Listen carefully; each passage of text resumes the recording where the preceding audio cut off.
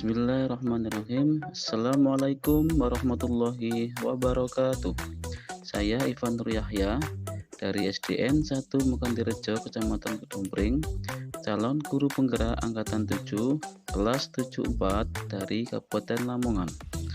Kali ini saya akan mendemonstrasikan kontekstual tentang filosofi pendidikan menurut Ki Hajar Dewantara dan implementasinya di sekolah saya.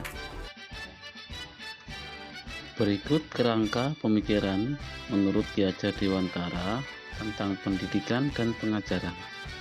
Pendidikan adalah memberikan tuntunan atau dalam kata arti menuntun terhadap segala kekuatan kodrat yang dimiliki anak agar ia mampu mencapai keselamatan dan kebahagiaan yang setinggi-tingginya, baik sebagai manusia maupun sebagai anggota masyarakat. Kemudian, pengajaran merupakan cara memberi ilmu kepada murid. Filosofi pendidikan menurut Ki Hajar Dewantara, yang mana pendidikan sesuai dengan kodrat alam dan kodrat zaman. Kodrat alam berkaitan dengan sifat dan bentuk lingkungan, di mana setiap anak memiliki karakter yang berbeda-beda.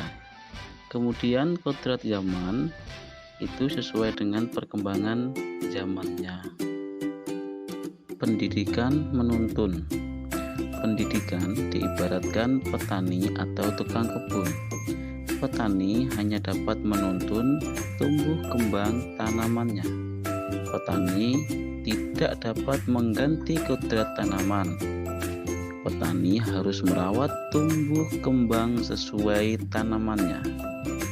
Nah, anak-anak, kita ibaratkan biji tumbuhan yang semai dan ditanam oleh Pak Tani.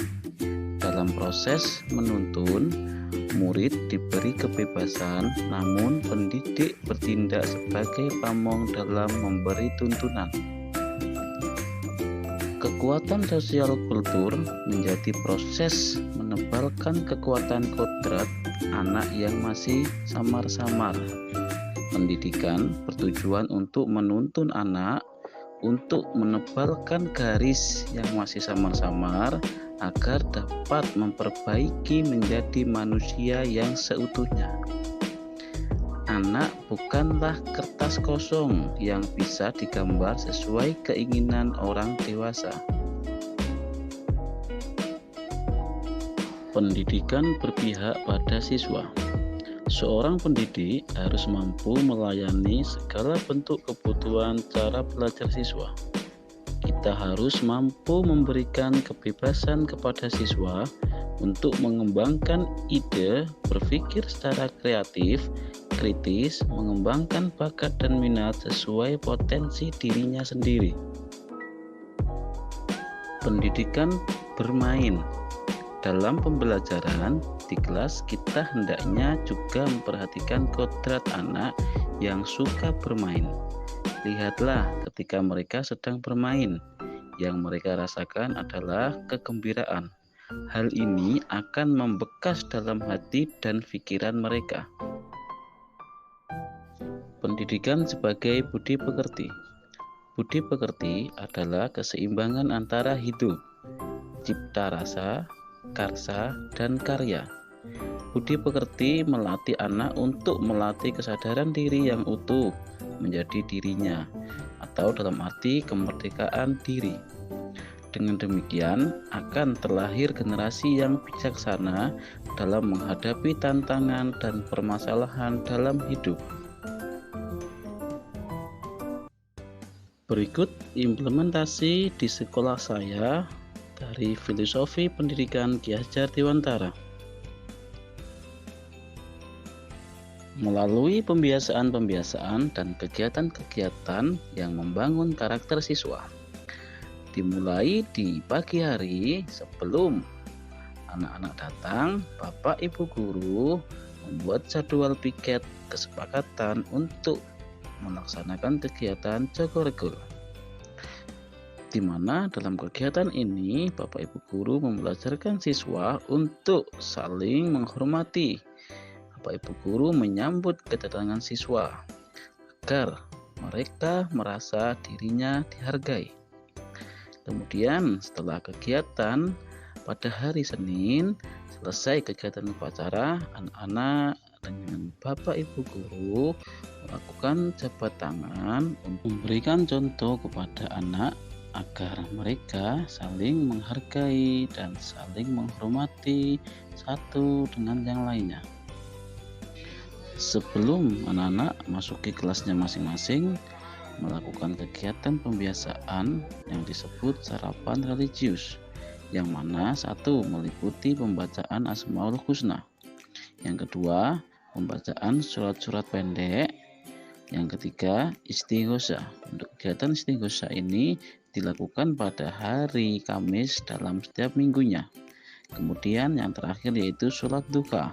Kegiatan sholat duha ini dijadwal sesuai dengan kelasnya. Penggunaan media pembelajaran yang tepat akan membantu guru dalam menyampaikan pesan atau materi pembelajaran pada murid, sehingga pesan lebih mudah dimengerti, lebih menarik, dan lebih menyenangkan. Kemudian, penggunaan media pembelajaran akan memberikan pengalaman belajar yang berbeda dan bervariasi, sehingga merangsang pembelajaran murid untuk bersemangat dalam pembelajaran. Selain penggunaan media yang tepat, penerapan metode pembelajaran tentunya harus sesuai dengan karakteristik siswa. Karena karakteristik siswa yang beragam, tentunya pembelajaran harus dilakukan dengan menggunakan metode yang bervariatif supaya siswa aktif, kreatif, dan mandiri, sehingga pembelajaran menjadi bermakna dan menyenangkan. Berikut tantangan penerapan pemikiran Ki Hajar Dewantara. Yang pertama, tantangan dari siswa, yang mana siswa masih kurang memahami arti nilai-nilai toleransi, peduli lingkungan, dan kedisiplinan.